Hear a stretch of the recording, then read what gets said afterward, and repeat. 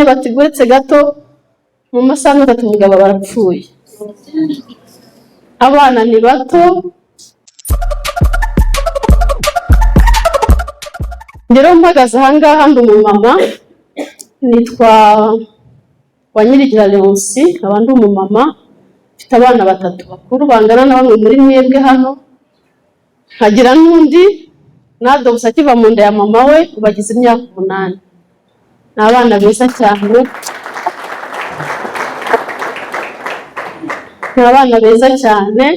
Bamwe bari no muri business. Kikubwira ko iyi business yacu ari nziza iyo uhageze n'abawe ukunda bose bazanamo. Ntabwo wajyana umwana ahantu habi cyangwa nawe utishimiye. Icyo gitwara ko iyi business yacu ari nziza rero. Abana banjye barimo umwarira no kuba chief executive.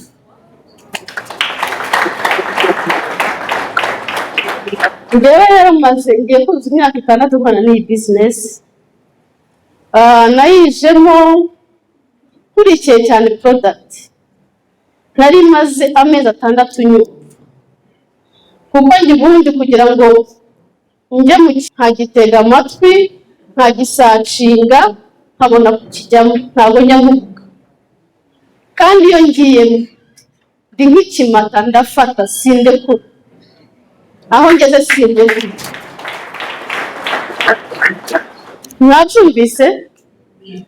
Ndashaka rero bwa mbere kuvugana n'abashyitsi bari hano. Abashyitsi baramumanika amaboko. Wow. Muri mu maboko meza, muri ahantu heza, muze gushimira abantu babatumiye. Kuko babazanya ahantu heza kandi h'umugisha. Aha hantu hari n'umugisha. Uretse no kuba hari amafaranga, hari n'ubuzima, hari n'umugisha. Uhaje wese akakazamo neza n'umugisha arawuhabonera. Impamvu habonera umugisha, hari benshi abera umugisha. Ngiye mbabwira ubuhamya bwanjye, mfite benshi nabereye umugisha. Ngero ndi umumama navuga ko mfite abana 3 n'undi wa kane nawe uri mu banjye, nabo mfite abana 4. Nagize umugisha wo gushaka kare. Nkirangiza secondaire nayirangije mu kwezi kwa 7 ukwa 12 nkora ubukwe. Wabyumvise? Nagize umugabo wanjye yampunze ndi muto, arankunda cyane, akambwira ibyo kubana nkumva simbyumva. Nkirangiza secondaire nuko afite inzozi ko ngomba kurangiza secondaire nkashaka akazi, cyane ko nari mfite n'ababyeyi, nkabanza ngafasha barumuna banjye, nkakora nk'imyaka 2, nkakomeza muri universite, hanyuma nyuma azategeza kubona gushaka, mbese numva hari aho maze kwigeza. Ariko icyo tutekereza ntabwo ariko bigenda. We yaraje abonye ko noneho umunani yaca muri famiye yanjye, babwira ko agiye kwiga kandi atansiga, agomba kugenda njyana. Njye navuye ku ishuri nsanga inama invitation zarasohotse, baranyicaza bati se turakubaza ijambo rimwe, uyu mugabo uramukunda? Byonyine gusa.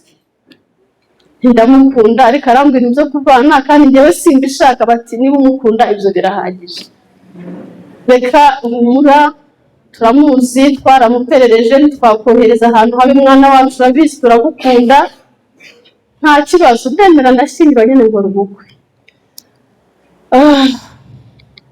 Byiza cyane, ndateta bikomeye. Urumva ishatse umuntu ukumva nyine aranagutetesha.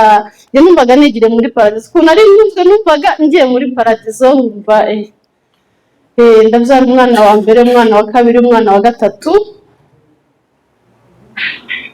Yari afite akazi keza, twari dutuye muri kino gihugu cy'abakire. Urumva umuntu wabaga muri iki gihugu cy'abakire se ko yari afite akazi keza, yari ameze neza. Nabaga ndi mu tugare ncunga abana banjye muri no mihanda yo mu Kiyovu. Hanyuma umwana wa mukuru afite imyaka 8, barakurikiranaga cyane. Uwa kabiri afite 6, uwa gatatu afite 4.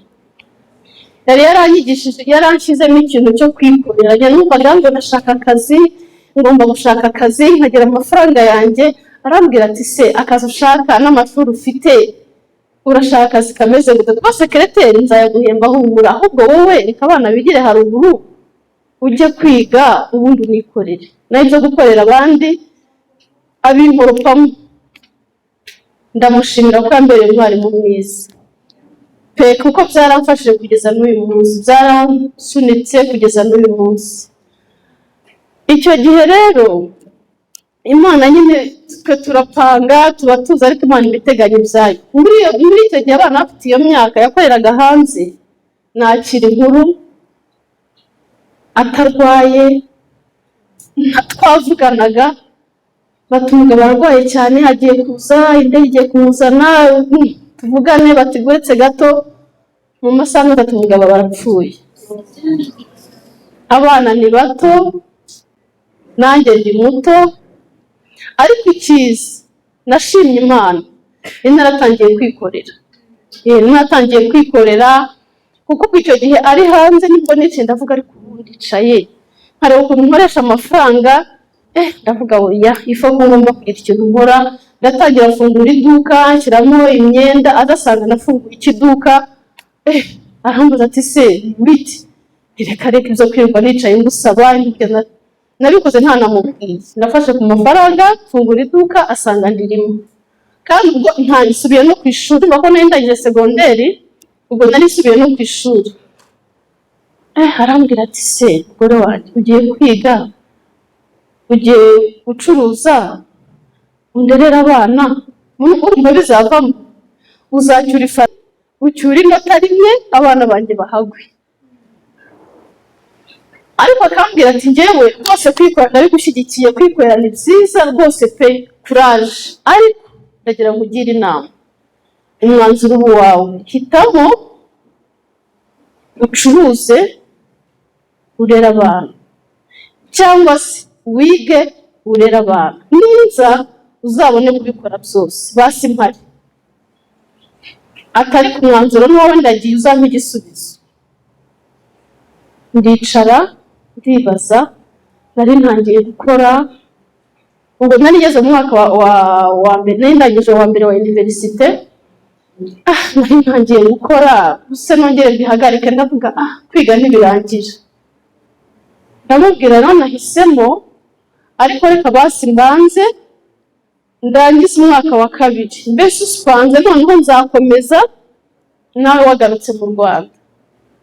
Urasumva ibyo rose byabaye ndimo nkora narasupanze. Ubwo nageze mu mwaka wa 2, naje mu mwaka wa 2, aba aciyeho nyine aragiye, umuweya nta kurwara, nta kwitegura.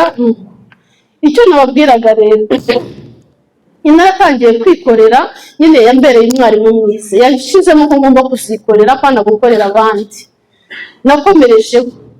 Nakomerejeho ndakora, ariko binkomereye nkumva afite n'isoni, ngo afite n'ikimwaro. Ese umuntu gutapfakara, umuntu apfakara gute? Se umuntu apfaka yitwara gute? Yambara ate? Agenda ate? Mvaho nakoreraga njya aho batanze, njya mu mujyi kugira ngo njye ahantu batanze, ndirinkaza mu mujyi mba ariho nkorera. Ubu mbona nakoze business nyinshi zitandukanye, nacuruje imyenda, navanaga ibintu hanze nkabidisipurira mu bantu, nageze ubwo mfungura kampani nkora amasoko, nta business ntakoze. Rero ngiye kugira kuza hano, muranyumva? Munteze amatwi? Ndashaka mbaho ubuhamya, kandi umuntu wese waje hano nzi ko buri bumufashe, kandi aravana yafashe umwanzuro. Noneho ubwo urumva izo business nanyuzemo zose kugira ngo mbashe kubaho no kurera abana, ariko Imana yaramfashije. Abana banjye bize neza, nta wize nabi, nta wahize mu ishuri ribi, bose bari Kigali Paris. Bamwe bato bari muri maternelle, papa bataha, ariko bose bakomereje hamwe Kigali Paris niho basoreje. Rero muri izo business nakoraga, mwese murabizi, abacuruje murabizi ansanga uko bimeze, ntabwo byoroshye pe, ntabwo byoroshye. Ubwo imwe yarangaga nkava mu mwe nkajya mu yindi, nagiye kwinjira muri business nkora amasoko. Noneho narafunguye kampani nkora amasoko ariko bitangiye kugenda nabi pe. Imisoro Rwanda Revenue byanze, abatishyura bakishyura nabi, nkabona ngiye mu bibazo. Aho niho rero namenye iyi business, ndabaza pfuka amatwi. Vuga ibi bintu rero ndumva ngo ni ububaza, numvaga nyine nkuko mwese mu bitekerezo iyo ukigera hano wumva ko ari business yo gushaka abantu, sibyo? Siko mu bitekereza namwe abatarabasha kugira. Kavuga ngewe nzashaka abantu, nzagenda mbabwira ngo iki umusogeye ko mwesikuru. Ndavuga oya, nica amatwi. Ukwezi kwa mbere, ukwezi kwa kabiri, noneho umumama umwe arayimbwira, inshuti yanjye ufite n'ubuzima bwiza pe, mbese neza, arambwira ati kuri wowe siko ukunda gukora, waje nkakwereka business dukorana. Ambwira nti bebe ngewe business rero banza umbwire, banza nyuriramo muri make numve. Arambwira, ndavuga oya bebe oya, dushaka iyindi, mbwira iyindi itari ngiye. Ukwezi kwa gatatu, ukwezi kwa kane, ukwezi kwa gatanu, sasa ninjye wizanye. Noneho nakomeza kumubona, nkabona arimo aratera imbere, nkabona arimo aratera imbere, nkabona arimo aratera, ndavuga ariko ubundi ngewe ndinde. Niba uyu mudamu ko ari umuntu ufite ubuzima, ko ntanafungura imishumi y'inkweto ze, kuki numva ibyo ambwira? Ndamuhamagara, uri ndizana. Naramuhamagaye, ambwira numva ntari hafi. Nkaba n'undi umubyara wanjye wabagamo hano nawe yarajemo mbere, we yarabimbwiye, ndavuga iti reka wowe ugeze hehe, mwima n'umwanya rwose, ugeze kuki se wowe? Ndamuhamagara, ndavuga inti ariko ifo ko ari we ninjiraho kugira ngo nanamusapotinge, kuko yari afite ubuzima bw'uwo nguwo, mufashe kandi noneho we afite n'umwanya wo kuzamba hafi. Ndaza nicara hano, ninjiye muri uriya muryango nagiraga amaserivisi menshi cyane. Iyo nagiraga ahantu hari esi nayitsamuraga amaso agatukura, nyinjira ndito bamaka complete akanini kamwe akaba maze kukanywa batowe bawiturije iminota 15 kwitsamura pye birahagarara birashika. Ngomwa maze umunota umwe 10 ntongeye kwitsamura, ndavuga akoze product rero barambwira bati izi product zirakora. Banigisha ngo mwe namwese mwaje mwicaye aho babasobanurire product, bavuze kuri business, nanjye bavuga product. Ngiye nkunda product cyane kurusha business, kuko numvaga ibyo byose nubwo arumva amafaranga simbyizeye neza. Nuko ibyo ari byo byose n'ibizi product zikora. Mbonye gato, hari gato mbonye, reka njye ngo ubundi se urumva ikora business harabuhombera, hari henshi ujyemo hari ibihomba. Ahubwo nari maze igihe gitoya hari abantu banyambiye miliyoni zirenga 10, mbiki ibisheke biraho n'ubu nkibitse banyambuye. Ndavuga inti niyo baranyambuye amafaranga nkayabura, ahangaha nshizemo ayangaya hari icyo byantwara, nta nubwo nari nyafite. Ndagenda kuri banki ko nari mfite access yo kugenda nkafata ligne de credit nkazishyura buhoro buhoro gutyo. Fata nge naguze imigabane 3, icyo gihe yari ihagaze 648 niyo twishyuraga. Ndayishyura ndasanjyamo ama package zanjye ndasitahana. Ariko none ngira isoni zo kuvuga, ndavuga nzahera he, nzavuga ngiki. Nafashe ya package imwe, ndavuga intereka nze nemera mbonye. Fata ya package imwe bitangira ubuntu, na nkareba umuntu ufite ikibazo nkamubwira akira kano kantu gafate nikagufasha usanga icyo kagufashije. Mbera ku mama twari duturanye, yari afite ikibazo cya anemia, yari ageze ku rwego ageze kuri 5%, igeze aho naho mu marembera y'urupfu, yari ageze kuri 5%. Noneho rimwe tugendana, tugeze mu nzira gatarambwira ati mama Bera subiza mu rugo ndumva byanze. Ndamubwira se turagenda nyine mugarura mu rugo, ndamubwira se niba atari ibanga wambwira icyo urwara. Ubwo yapaka kigendanaga muri butu y'imodoka yanjye, arambwira okay fata complete, ya complete bababwiye iyi fati ipaki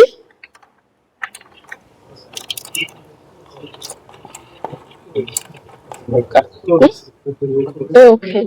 Aha. Namuhaye complete. Murayibona? Mwayibonye mwese? Mwayumvise? Mwumvise akamaro kayo? Iyi complete ngiye nyifata yambereye, urumva ko bwa mbere nkinje bampaye akanini kwitsambura birahagarara. Namuhaye complete. Yari ingana gutya mbere, ntabwo twari tugabanyije kuriya mo gatatu.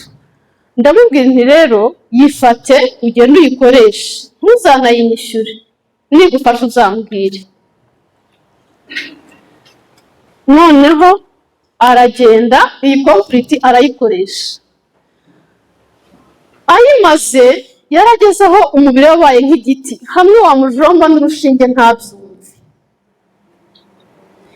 Yanyeretse ahantu yahiye, abyerekwa n'umukozi watabizi yuko yahiye, kubera umubiri wabaye nk'igiti, kubera nta maraso yari agifite. Umusatsi yahoranaga plante, umusatsi warapfutse warashize, inzara zaravuyemo kubera kubura amaraso. Noneho arayinywa, ayirangije aza kunyishakira, arambwira ati rero akantu wampaye simbizi, ubu tuvugana ndumva nagaruye ubuzima, ndakandagira ahantu hakonje nkabyumva, akantu karankoraho nkabyumva, bigaragara ko izi product zanyu zikora ngo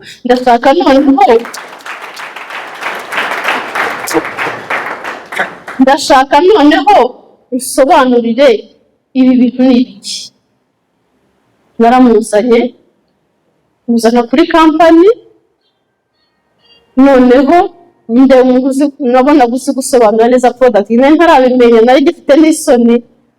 Nuko aramusobanurira ahita joininga, niyo muntu wa mbere nahereye nka joininga. Nyuma y'amezi 2 maze kwinjira muri iyi company nibwo umuntu wa mbere ya joininze. Noneho arajoininga bamuha package, we yaragiye kubera ukuntu yarababaye, yaricara ayinywa yose, arayinywa anywa complete, anywa mayicyoko, anywa na koregizi nizo yari yemerewe zonyine, arazinywa kweri. Noneho twongeye guhura, umudamu yarahindutse. Icyo gihe umubiri wari warabaye nk'icyatsi, ntiyirabura, sinzobe, utazi ukuntu asa kubera kubura amaraso. Noneho twongeye guhura asa neza, afite po nziza, ubwo agasatsi ke kari gatangiye kumera, yaravanyeho plato, afite akanatirere. Ndamubwira se mama kanya kusa neza se biti? Arambwira ati ni ukubera wowe. Ati reka nkubwire, Imana yakishije muri kugira ngo uyu munsi mbe nkiriho.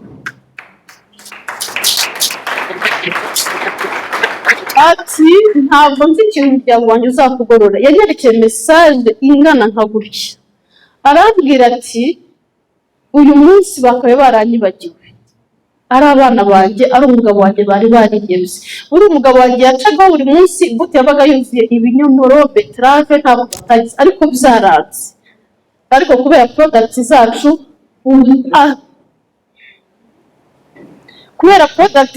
ubuzima buragaruka. Yatanze ubuhamya mu bantu benshi batandukanye, yahise yinjira n'abantu benshi. Urumva ntabwo ko kuza muri company ubera n'abandi umugisha, muri make namubereye umugisha, kandi nawe ambere ubundi, kuko nawe yazanye abandi mbasha kubona ya mafaranga batubwiye. Noneho rero ufite undi mumama, umugabo yarwaye cancer, brain cancer, benshi bajya mu postire, muramuzi. Uri mama nawe umugabo we yari yapfuye byarangiye, aza kubona ari kwa muganga, aza kubona stati zanjye, twari duturanye ariko atazi ibyo nkora, abona stati zanjye, abona na postinze site 47, abana postinze Resto Life. Arambwira ati Mabera ndagushaka. Ati umugabo wanjye arwaye cyane, ameze nabi. Ati rero hari ibintu bandangiye, ndabona ibintu bambwiye, ndabona wabipostinze, ndashaka duhure umbwire ibyo ari byo. Ubwo nari ntangiye kwitinyuka, nayo ntangiye kumenya kuzisobanura, ndamusobanurira neza, ndamubwira uko ibintu bimeze. Arambwira ati noneho umugabo wanjye ari mu marembera pe. Uwo mugabo yari afite ibiro 80, yari umusirikare, afite ibiro 80, birakonkuba kagenda agira muri 38. arapfa birarangira. Kuri umuntu w'umugabo kujya muri 38 aba yapfuye byarangiye.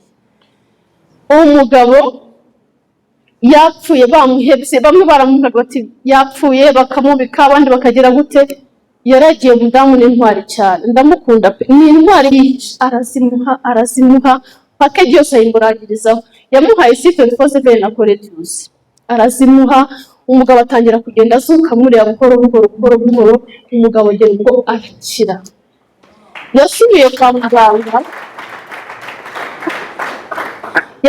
kwa muganga avuze uwore, baravuga bati oya umugabo yarapfuye. Uwo muntu tubwira amaze amezi abiri apfuye kuko indwara yarwaye ntikira. Arabwira ati ninjye undatireka yewe. Umuganga amuvuraga yanga kubyemera, abereka ibyangombwa, arabereka ati ninjyewe narakize. Izo zose ni ubuhamya bw'isi product. Abo bose n'abantu nabereye umugisha no bambera umugisha. Uwo mudamu nawe afite benshi kubera ubuhamya bw'umugabo yazanye muri iyi business. Uko bazaga niko n'amafaranga nayabonaga, murabyumva babwiye haramwa bisobanukiwe. Rero ikintu kimwe nababwira, mfite benshi no hanze y'igihugu, mfite team nini muri Amerika, mfite team nini muri Canada, mfite team nkuru mu kanya nakiriye message y'amafaranga ya product nohereza. Sinshobora kumara ukwezi nkohereje product hanze, mafite abakiriya benshi. Hari abagiye muri Philippines kubera ubuhamya bwa product, nabwo bafashe product bagize baravuga bati n'uburenzi none natwe turinjiye. Ibyo guhora tugura gutya reka tujoyininge kuko natwe tukwereke ko nibura dushyigikiye, kuko twabonye akamaro k'izi product ntacyo tutabonye. Rero reka natwe tujoyininge. Mufite abajoyiningiye muri Philippines bari muri Canada, ariko kubera ko kodaringa muri Philippines biba bihenze bazivanye n'aho nyinshi. Umuntu wese uje agomba kuzamukanira product. Abo bose iyo baguze product mbona amafaranga. Murabona ko ntasa nabi. Naje nkora part time. Nza buhoro nyine numva kankomeze ariko ndangije ubu ndimo full time. Iyi business ndayikora full time kuko irantunze. Nza abana banjye bari mu university bose babandi banganaga gutyo, n'umuto nawe yinjiye muri university ejo bundi wagize imyaka 20. Rero icyo nababwira kimwe, mwabantu mwabashe kugera ahangaha, iyi company ni umugisha kuri benshi. Ku ubuzima kuko udafite amafaranga ntabwo uba wishimye. Uyabonye nta buzima nta mafaranga, sibyo? No money no life, siko bimeze. Rero njye ndi umuhamya, ndi igisobanuro cy'uko iyi company ikora kandi mu buryo bwose. Mu by'ukuri nanjye izi product kuva ninjiramo hano sindi ujya ku muti wo kwa muganga, yaba ari kuri njye aba no ku bana banjye. Suko mfite imiti yo kwa muganga, oya ndayemerana cyane, ariko niyo uyifata wongeraho izi product kuko nayo iri muri bimwe mu bitwangiriza ubuzima. Bayibabwiye uko uyifata nyinshi hari ibyo yangiza, ikiza bimwe ikangiza ibindi. Iyo ufata izi product ukabifatanya, izibasha kugira gute kukurinda za effet secondaire za ya miti yo kwa muganga, none zose bigafatanyiriza hamwe ukagira ubuzima bwiza. Murabyumva? Ndagira ngo rombwira abashyitsi baje ahangaha, ntabwo ndi bwizire mu magambo, ndavuga bike uko amasaha aragiye.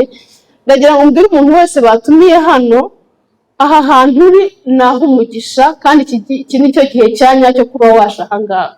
Wegera umuntu wagutumiye, ntihagire n'usohoka batongeye kuvugana, agusobanurire umubaze icyo utumvise neza. Nurangiza ubifate nka urgence. Muzi urgence? Hari uzavuga ngo nta mafaranga afite, ariko uyu munsi uguye n'ikintu kigutunguye gisaye 300, nta n'ubwo wamara iminsi utakibonye utayabonye. Ndabeshya? Iyi business yota ukiyumva ubifate nka urgence, kuko aha harimo ubuzima. Waba ufite akazi sinzitayeho, ni byiza. Waba utagafite, aha ni ubuzima. ukeneye ubuzima, ukeneye n'amafaranga, ukeneye no gufasha abandi. Hari benshi badafite aya makuru, kuko buri amakuru ni ikintu gikomeye. Hari benshi batazi iyi kampani n'ibizikora.